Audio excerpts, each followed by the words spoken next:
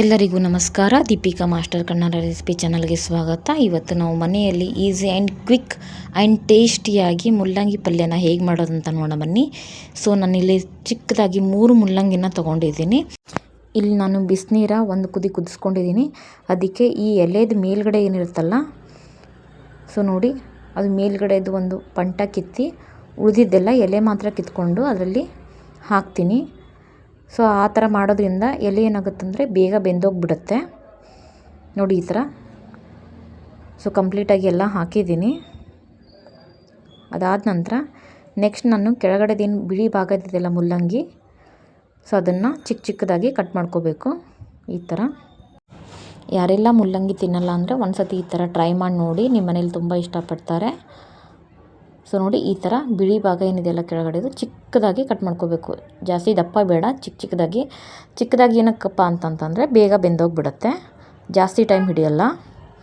ನೋಡಿ ಕಂಪ್ಲೀಟಾಗಿ ನಾನು 3 ಕಟ್ ಮಾಡ್ಕೊಂಡಿದ್ದೀನಿ. ಸೊ 1 ಕಪ್ ಆಗಷ್ಟು ಮುಲ್ಲಂಗಿ ಬಂದಿದೆ. ನೆಕ್ಸ್ಟು ಒಂದು 4ರಿಂದ 5 ಬೆಳ್ಳುಳ್ಳಿನ ಈ ಥರ ಕಟ್ ಮಾಡ್ಕೊತಿದ್ದೀನಿ. ಸೊ ನೆಕ್ಸ್ಟ್ ನಾವೇನು ಮಾಡ್ತೀವಿ ಅಂತಂದರೆ ಅದೇನು ನೆನೆ ಹಾಕಿದ್ವಲ್ಲ ಮುಲ್ಲಂಗಿ ಎಲೆ, ಸೊ ಅದನ್ನು ಇವಾಗ ಚಿಕ್ಕದಾಗಿ ಕಟ್ ಮಾಡ್ಕೋಬೇಕು. ತುಂಬ ಚಿಕ್ಕದಾಗಿ ಎಷ್ಟಾಗುತ್ತೆ ಅಷ್ಟು ಮ್ಯಾಕ್ಸಿಮಮ್ ಆಗಿ ಚಿಕ್ಕದಾಗಿ ಕಟ್ ಮಾಡ್ಕೊಳ್ಳಿ. ಸೊ ಯಾರೆಲ್ಲ ನನ್ನ ಚಾನಲ್ನ ಸಬ್ಸ್ಕ್ರೈಬ್ ಮಾಡದೆ ಹಾಗೆ ನೋಡ್ತಿದ್ರೆ ಬೇಗ ಸಬ್ಸ್ಕ್ರೈಬ್ ಮಾಡಿಕೊಂಡು ಬೆಲ್ಲೈಕನ್ನ ಪ್ರೆಸ್ ಮಾಡಿ.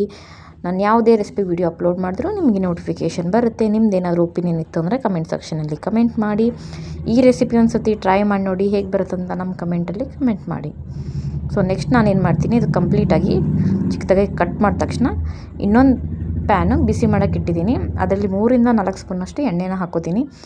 ಎಣ್ಣೆ ಬಿಸಿ ಆಗೋವರೆಗೂ ವೆಯ್ಟ್ ಮಾಡಿ ಅದರಲ್ಲಿ 1 ಟೇಬಲ್ ಸ್ಪೂನಷ್ಟು ಸಾಸಿವೆನ ಹಾಕೋತಿದ್ದೀನಿ. ಸಾಸಿವೆ ಚಟಪಟ ಅಂತ ಸಿಡಿದ ತಕ್ಷಣ ಅದರಲ್ಲಿ 1 ಟೇಬಲ್ ಸ್ಪೂನಷ್ಟು ಜೀರಿಗೆನ ಹಾಕ್ಕೊಂಡಿದ್ದೀನಿ.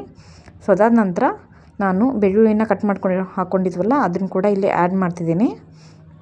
ನೋಡಿ, ಸೊ ಕಂಪ್ಲೀಟಾಗಿ ಬೆಳ್ಳುಳ್ಳಿ ಫ್ರೈ ಆದಮೇಲೆ ಅದಕ್ಕೆ ಕಟ್ ಮಾಡ್ಕೊಂಡು ಇಟ್ಕೊಂಡಿದ್ವಲ್ಲ ನಾವು ಮುಲ್ಲಂಗಿನ, ಅದನ್ನು ಆ್ಯಡ್ ಮಾಡ್ತಿದ್ದೀನಿ.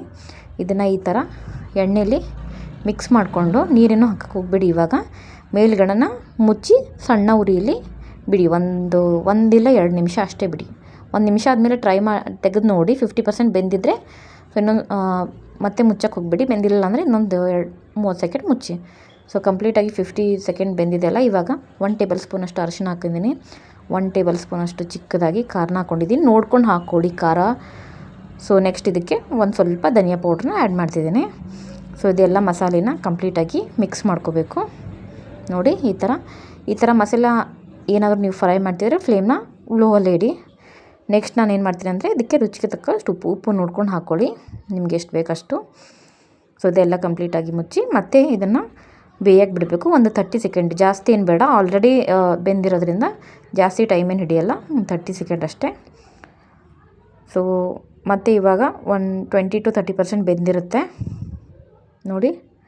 ಸೊ ನಂತರ ನಾನು ಕಟ್ ಮಾಡ್ಕೊಂಡು ಇಟ್ಕೊಂಡಿದ್ದೀನಲ್ಲ ಸೊಪ್ಪನ್ನ, ಅದನ್ನು ಇದಕ್ಕೆ ಆ್ಯಡ್ ಮಾಡ್ತೀನಿ. ನೋಡಿ ಇವಾಗ ಈ ಥರ ಮಿಕ್ಸ್ ಮಾಡ್ಕೊಳ್ಳಿ.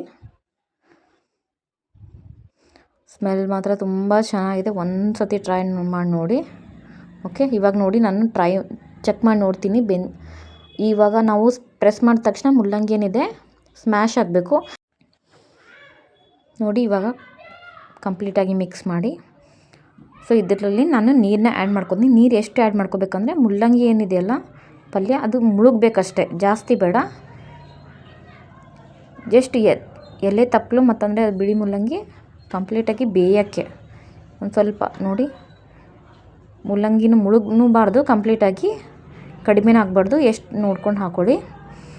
ಇವಾಗ ನಾನು ಮೇಲ್ಗಡೆ ಮುಚ್ತಾಯಿದ್ದೀನಿ. 1ರಿಂದ 2 ನಿಮಿಷ ಬಿಟ್ಟು ಚೆಕ್ ಮಾಡಿ ನೋಡಿ ಕಂಪ್ಲೀಟಾಗಿ ಬೆಂದಿದೆ. ನೀರೆಲ್ಲೂ ಕಾಣಿಸ್ತಾ ಇಲ್ಲ. ಬೇಕಾದರೆ ಒಂದು ಸತಿ ಸ್ಮ್ಯಾಶ್ ಮಾಡಿ ಚೆಕ್ ಮಾಡಿ ನೋಡ್ಕೊಳ್ಳಿ. ಇವಾಗ ನೋಡಿ ನಾನು ಪ್ರೆಸ್ ಮಾಡಿದ ತಕ್ಷಣ ಸ್ಮ್ಯಾಶ್ ಆಗ್ತಿದೆ ನೋಡಿ. ಈ ಥರ ಇನ್ನೂ ನನ್ನ ಹಳೆ ರೆಸಿಪಿ ಯಾರೆಲ್ಲ ನೋಡಿಲ್ಲ ಅಂತಂದರೆ ಇಲ್ಲಿ ಮೇಲ್ಗಡೆ ಹಾಕಿರ್ತೀನಿ, ಹೋಗಿ ಒಂದು ಸತಿ ಚೆಕ್ ಮಾಡಿ ನೋಡಿ. ಹೋಪ್ಸೋ ಆ ರೆಸಿಪಿ ಎಲ್ಲ ಇಷ್ಟ ಆಗ್ಬೋದು. ಕೆಳಗಡೆ ಡಿಸ್ಕ್ರಿಪ್ಷನ್ ಕೆಳಗಡೆ ಕೂಡ ನನ್ನ ಎಲ್ಲ ರೆಸಿಪಿಗಳು ಹಾಕಿದ್ದೀನಿ, ಒಂದು ಸತಿ ಹೋಗಿ ಚೆಕ್ ಮಾಡ್ಕೊಂಡು ನೋಡ್ಕೊಂಬನ್ನಿ. ನೆಕ್ಸ್ಟ್ ರೆಸಿಪಿ ಜೊತೆ ನಾನು ನಿಮಗೆ ಮತ್ತೆ ಸಿಗ್ತೀನಿ. ಅಲ್ಲಿವರೆಗೂ ಬಾಯ್ ಫ್ರೆಂಡ್ಸ್.